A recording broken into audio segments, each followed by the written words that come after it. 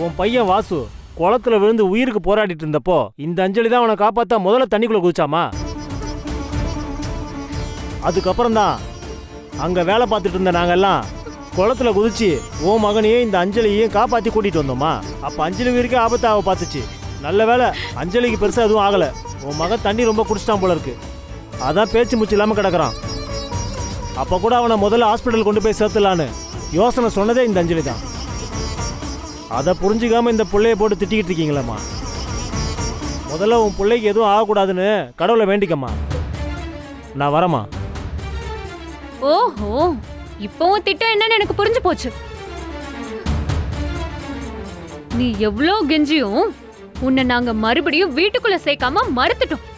அதனால நீ எங்க தம்பிய வச்சு இப்படி ஒரு திட்டம் போட்டு எங்க வீட்டுக்குள்ள வந்துடலாம்னு நினைச்சிட்டு இருக்கியா? ஐயோ இல்ல மீனாட்சி, அப்படியெல்லாம் இல்ல.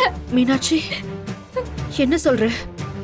இவ மறுபடியும் நம்ம வீட்டுக்கு வரதுக்கு வாசுவ வச்சு திட்டம் போட்டிருக்காளா? என்ன திட்டம் போட்டிருக்கா? ஐயோ, பள்ளிக்கூடம் முடிஞ்சு வீட்டுக்கு வந்துட்டு இருந்த வாசுவ இவ வழியிலேயே சந்திச்சிருப்பா.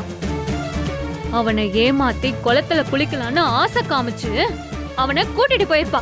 அங்க போய் இவளே அவனை குளத்துல தள்ளி விட்டுட்டு இவதான் உடனே அவனை காப்பாத்தி கூட்டிட்டு வந்து சேர்த்திருக்கா. இல்ல, நான் அப்படி பண்ணல. எதுக்காக இப்படி செஞ்சிருப்பாங்கன்னு தெரியுமா?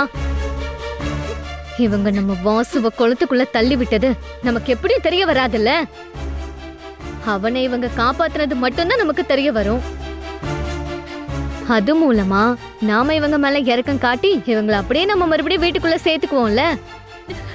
அப்படி ஒரு கேவலமான திட்டத்தோட தான் இந்த காரியத்தை செஞ்சிருக்காங்க. தாரணி அப்படியெல்லாம் இல்ல. ஏய், இவளுங்க சொல்றதெல்லாம் உண்மைதானா? இல்ல. ஆமா சித்தி, நடந்ததெல்லாம் கூட்டி கழிச்சு பார்த்தா தெளிவா தெரியுதே. நம்ம வாசு எப்பவும் பள்ளிக்கூடம் விட்டதும் நேரா வீட்டுக்கு தானே வருவான். இன்னைக்கு சம்பந்தமே இல்லாம குளத்துக்கு போயிருக்கான். அவன் போன நேரம் பார்த்து கரெக்டா இவங்களும் அங்க இருந்திருக்காங்க.